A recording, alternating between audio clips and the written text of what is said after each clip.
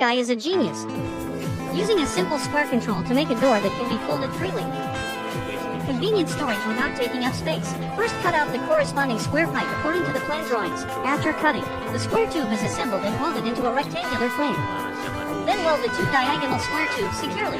When welding, make sure that there is a certain gap between the square tubes. At the same time, two square tubes are also welded at one of the corners. Note the current operation details. Place a grinding wheel piece in the middle of the square tube to maintain a certain gap. For the stability of the overall framework, this is cutting out the corresponding length of the square tube. Weld it in a diagonal position. Two short tubes are welded to the top as the support point and force point of the door frame rotation.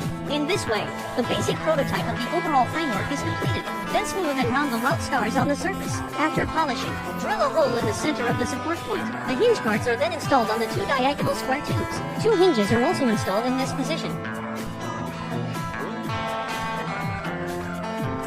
Then weld another frame of the same size in the same way. I won't repeat the process in detail. This is the design manuscript of the overall door frame.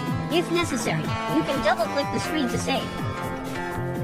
As we speak, the boy will soon finish another door frame. At this time, the square tube on both sides of the top angle is cut off with an angle grinder. This is what happens when the cut is done. How's that? It's not very silky. Then cut semicircular grooves at the top corners of the two door frames. Cut groove. A piece of steel pipe is welded to one end. At the same time, two parts were made with steel plate processing. The two parts are then welded to the ends of the other groove. Here is the completion of the overall framework. At this time, iron sheets with holes are welded on the surface of each tube for later installation of fixed door panels. Spray paint the frame when finished to beautify the look. Next, cut the matching door panel according to the size of the door frame. After polishing the surface, assemble them in turn. It is fixed with screws. Finally, install a rotating shaft component above and below the reserved door frame, then assemble it accordingly.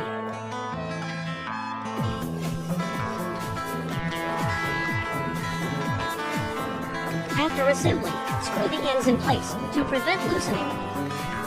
This is the end of a cool revolving door. I wonder what the finished product will look like. What do you think?